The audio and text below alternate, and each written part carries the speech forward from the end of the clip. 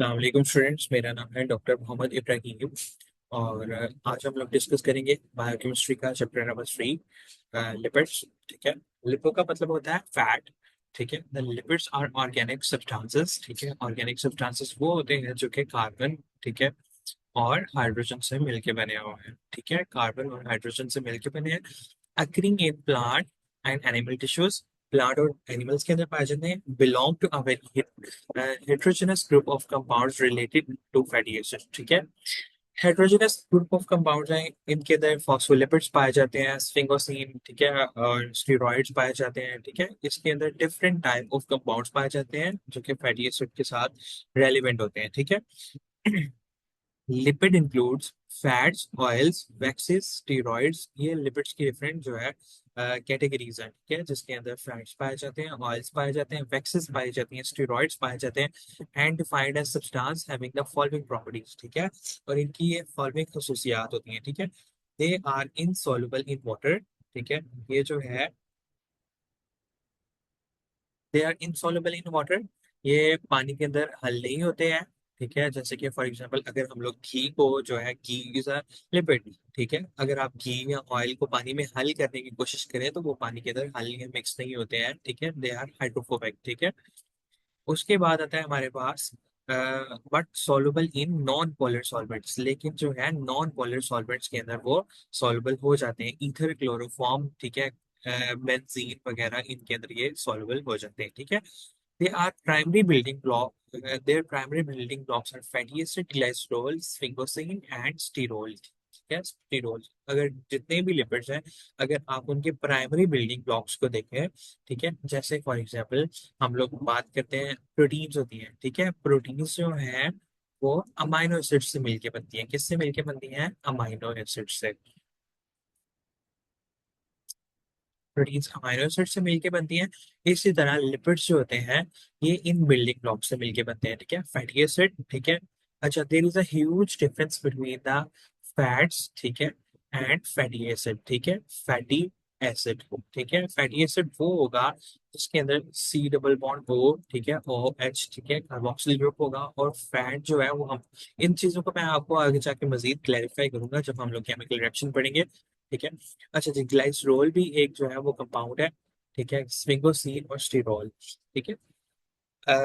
In most cases they are utilized by the living organisms. ठीक है। काफी सारे केसेस के अंदर ये जो है यूटिलाइज होते हैं लिविंग ऑर्गेनिज्म की तरफ से। ठीक है। हम लोग इनको इस्तेमाल करते हैं देसी घी की फॉर्म में। हम लोग इनको इस्तेमाल करते हैं। ठीक है। जैसे कि हमारे घर में घी होता है, हम लोग इनको इस्तेमाल करते हैं। कोलेस्ट्रोल हमारे जो होता है वो फूड्स के अंदर पाया जाता है। बहुत सी फॉर्म्स के अंदर हम लोग जो है वो लिपिड्स को इस्तेमाल करते हैं। ओमेगा 3 फैटी एसिड, ठीक है, ओमेगा 6 फैटी एसिड। ठीक है। इस तरह से इनके काफी सारे इस्तेमाल हैं। ठीक है।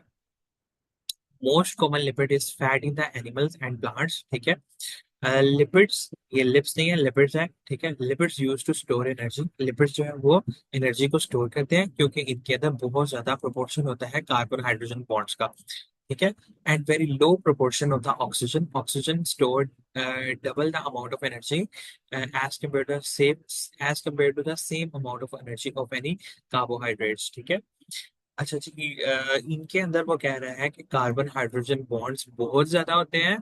ठीक है। और ऑक्सीजन जो बॉन्ड्स होते हैं इनके अंदर, oxygen carbon oxygen double bonds होते हैं वो कम होते हैं। लेकिन कार्बन ऑक्सीजन बॉन्ड के अंदर बहुत ज्यादा एनर्जी पाई जाती है, इनके अंदर थोड़ी एनर्जी पाई जाती है, लेकिन ये क्वांटिटी में बहुत ज्यादा होते हैं। ठीक है। तो ये थी बेसिकली लिपिड्स की कुछ प्रॉपर्टीज थी। ठीक है।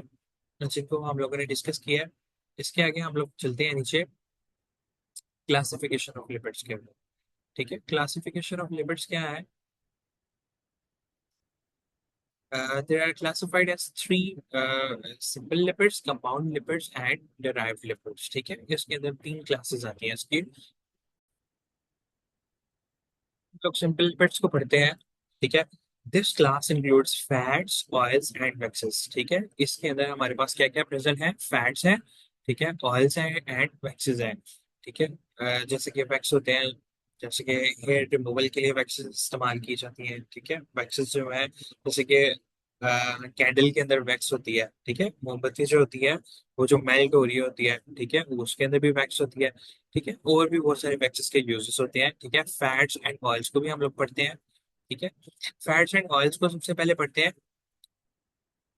These are esters of fatty acid, ठीक है, विद ग्लाइसरोल, ठीक है।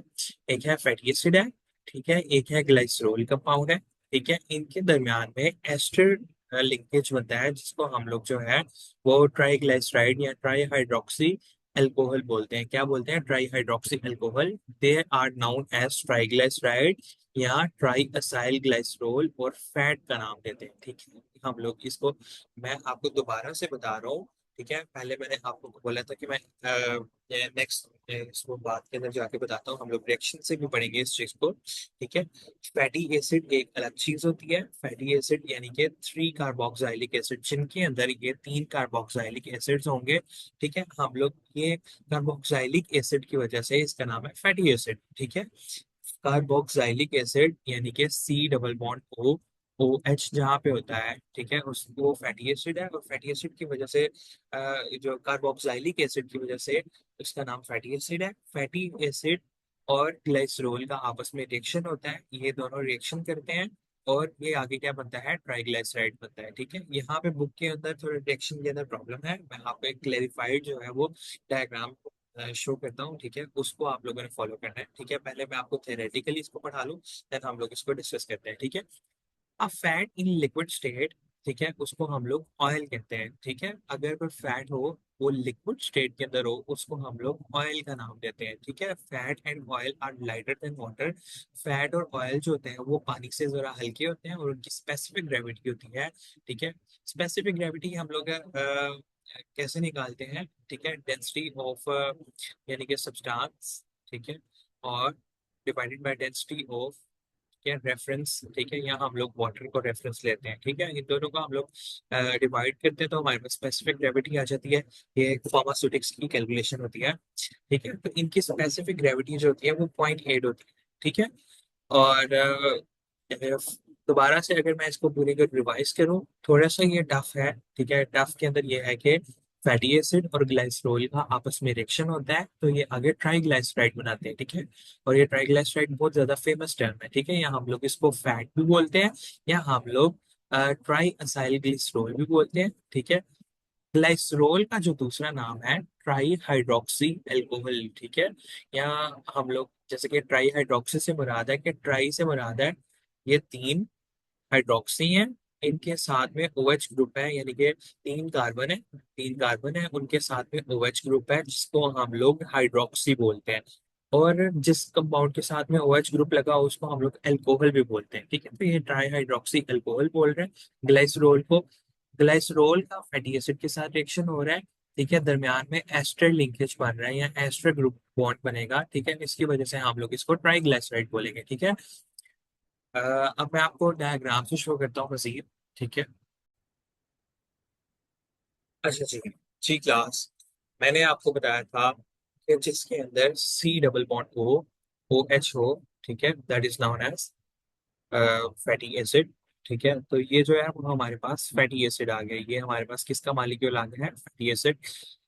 3 फैटी एसिड मालिक्यूल, ये अलग एक मालिक्यूल है, या हमारे पास ये वाला अलग एक मालिक्यूल है, और ये वाला हमारे पास एक अलग मालिक्यूल है, ठीक है। ये एक ही ग्लाइसरॉल का मालिक्यूल है। 3 fatty acid molecule and 1 glycerol molecule, ठीक है। 3 फैटी एसिड के मालिक्यूल हम लोगों ने यूटिलाइज किए हैं, एक जो है ग्लाइसरॉल का मालिक्यूल यूज किया है।